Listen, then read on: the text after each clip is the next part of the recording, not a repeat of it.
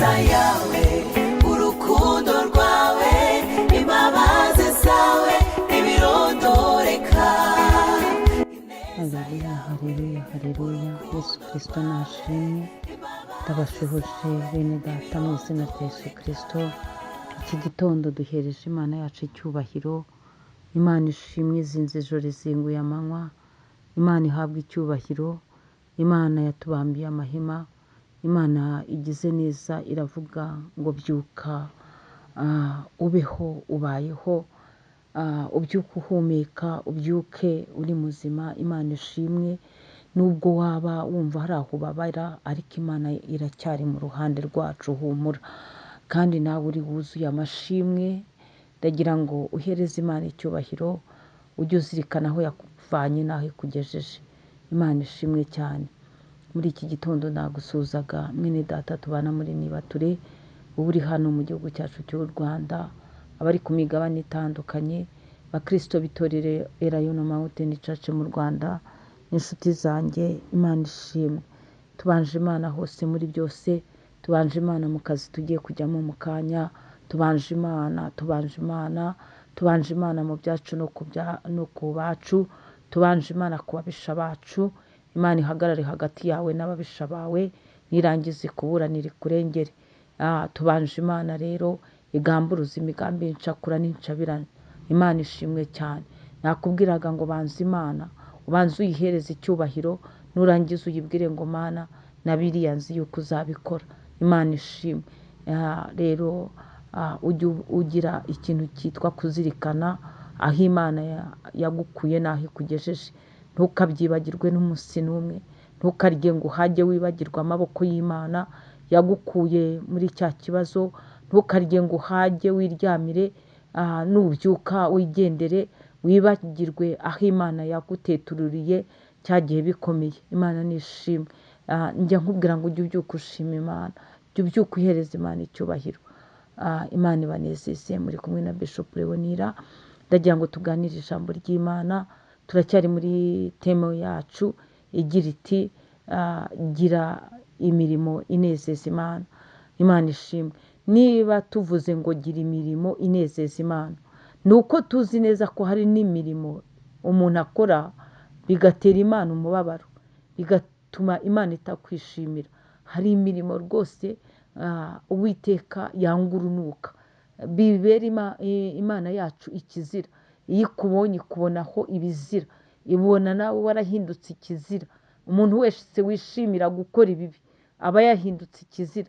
Umuntu wese wishimira kugendana n'inkozi z'ibibi aba yahindutse ikizira. Rero nagiraga ngo nkubwire ngo wowe ugire imirimo inezeza Imana, ugire imirimo inezeza Imana, kandi nayo iyo mirimo yawe ndagira ngo nkuhamirize ko ijambo ry'Imana ryatubwiye neza yuko imirimo y'abera izabaherekeza. Rero wibaze, wowe musambanyi, wowe musinzi, wowe mwicanyi, wowe murozi, wowe karuteranya, wowe wuzuye ibyaha, wowe uhondera agatoki ku kandi utifuriza ibyiza mwene so, wibuke wongere utekereze, ese imirimo yawe ko ijambo ryatubwiye ko imirimo izagenda iherekeje abantu nyuma y'ubu buzima umuntu amaze kuva muri uyu mubiri, wowe uzaherekezwa n'iyihe mirimo? Uzaherekezwa se n'ubwo busambanyi? Uzaherekezwa se n'izo nzangano? Uzaherekezwa n'iyihe mirimo? Imirimo izaguherekeza ni iyihe? Turacyari mu iruteme ivuga ngo gira neza unezeza Imana. Gira imirimo inezeza Imana. Kora imirimo inezeza Imana. Imana ishimwe. Reka dusome ijambo ry'Imana, igitabo cya Yeremiya, ni ibice 32. Dusome umurongo wa 19. Ni amagambo Yeremiya yavuze ari kuvuga Imana neza. Aravuga ngo ushobora inama kandi no mu mirimo uyikomeyemo. Amaso yawe areba inzira z'abantu zose. Imana ishimwe.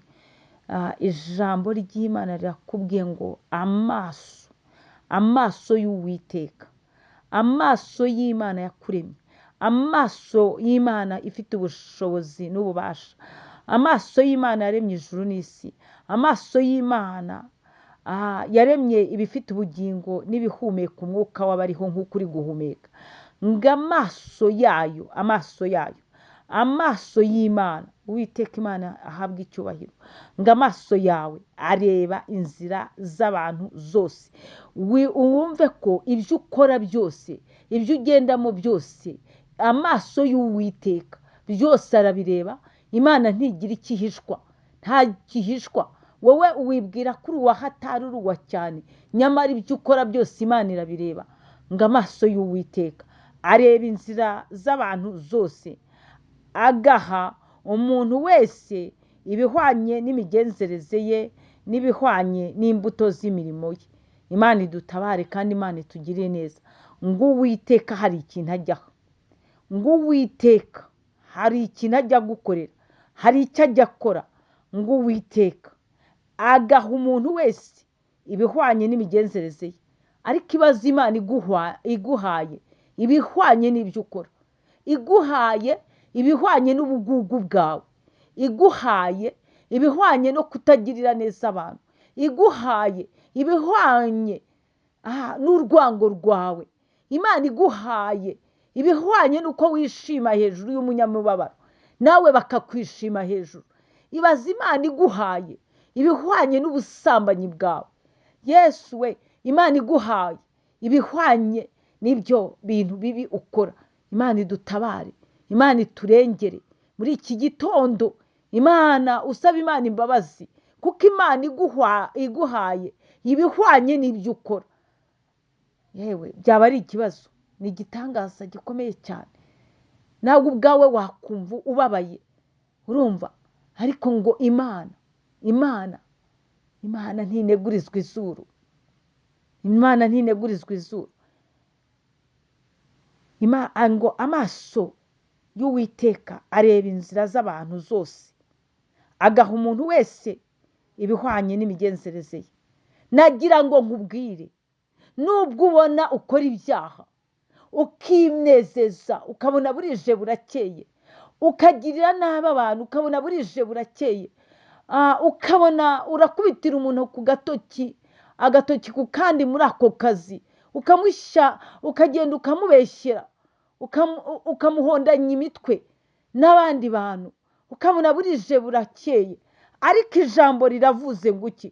Ngo Uwiteka ngo agaha umuntu wese ibihwanye n'imigenzereze ye. Ndakurahiye ni ukuri kw'Imana, ntabwo uzava muri iyi si utarasogongera kuri ibyo bibi wakoreye mwene so. Ntabwo bishoboka. Ibizaguherekeza na nyuma y'urupfu, yego. Ariko rero ngo tukiri hano muri iyi si, n'ibyo dukora tujya dusarura. Icyo usabwa ni ukugarukiraho, garukiraho. Ngo agaha umuntu wese ibihwanye n'imigenzereze ye. Ndagira ngo witekerezeho cyane muri iki gitondo. Imigenzereze yawe imeze ite? Ibyo ukora bimeze bite? Ibyo ugambirira bimeze bite? Ibyo ugambirira ku mwana w'umuntu ni ibiki? Ibyo ukora ni ibiki? Ese ibyo ukora binezeza Imana? Imirimo yawe inezeza Imana? Imigambi yawe inezeza Imana? Ndagira ngo witekerezeho muri iki gitondo. Ngo kandi Uwiteka agaha umuntu wese ibihwanye n'imigenzereze ye.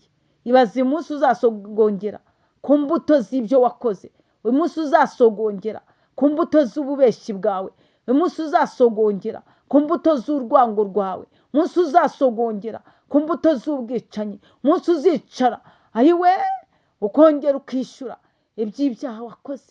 Ngo umuntu wese, reka nkubwira, ntabwo uzava muri iyi si utagize ingaruka. Ikintu cyose kigira ingaruka. Nugira neza uzabona ingaruka y'ibyiza, nugira nabi uzakira ingaruka y'ibibi. Imana idusange, Imana itugire neza. Ngo umuntu wese, ngo Uwiteka agaha umuntu wese ibihwanye n'imigenzereze ye n'ibihwanye n'imbuto z'imirimo ye. Imana itugire neza.